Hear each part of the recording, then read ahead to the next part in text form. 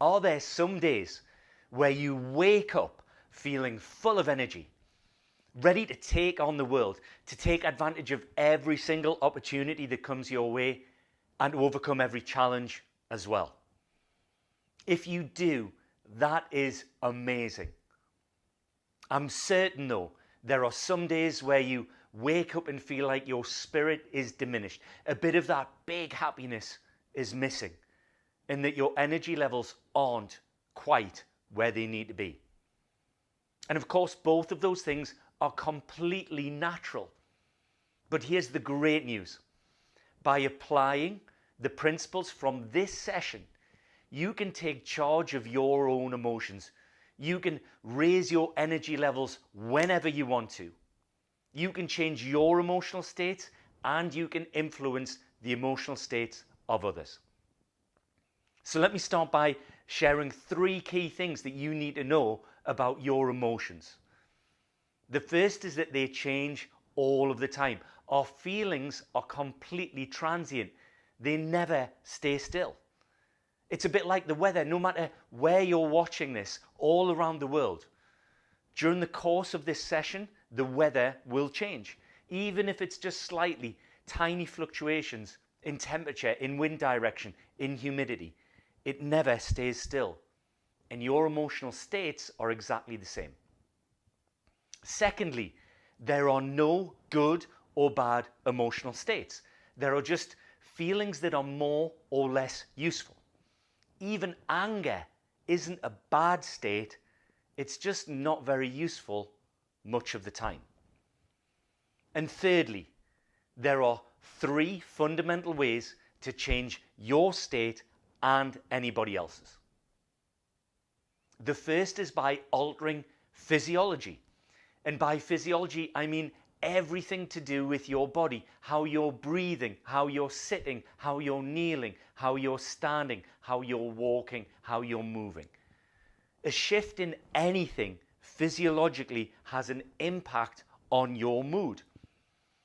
Even to the degree that there is some research and some experiments that show that if you stay slouched for any prolonged period, you are temporarily less intelligent. I want you to think about how you would walk into a room if you were full of faith and full of grace and feeling that sense of connection that we all want. You will know people who can reduce the energy in the room just by how they enter it. And equally, you will know people who bring energy to any occasion just by being there. I want you to think about how you would stand, how you would walk, how you would move at your very best. Next up is your focus.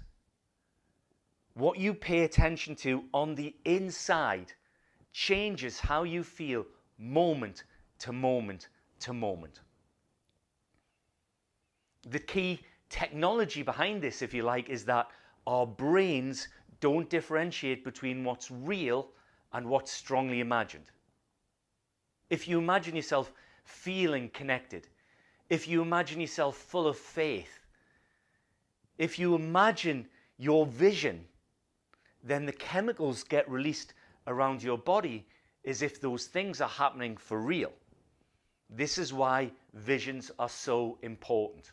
When you spend time focusing on your vision, when you spend time focusing on all of the ways that you can contribute to the communities in which you operate, then chemicals get released around the body that not just feel good, but they're good for you, and they increase the likelihood of you bringing your vision to life. The third part of this state triangle is your language. Your words shape your world. The words and phrases that you use moment to moment change how you feel moment to moment.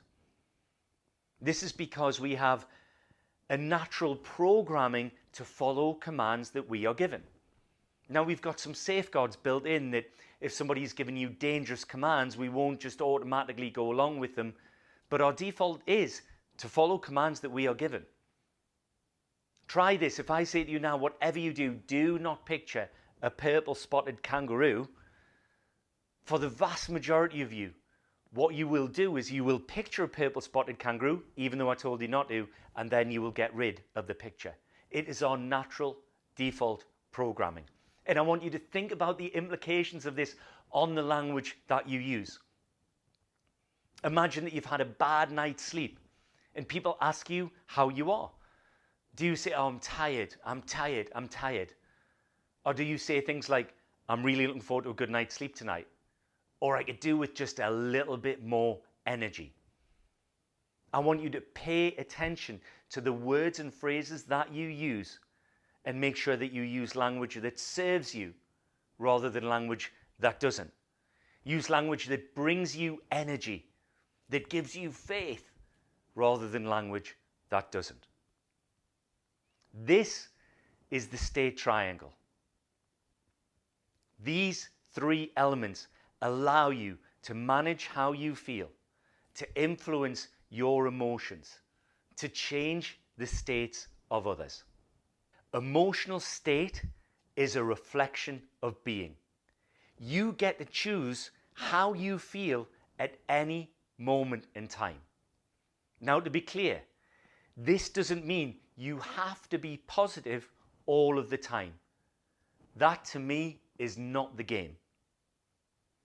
But the question to ask yourself is, do I spend more time in emotional states that serve me, that allow me to contribute, to bring me closer to my vision?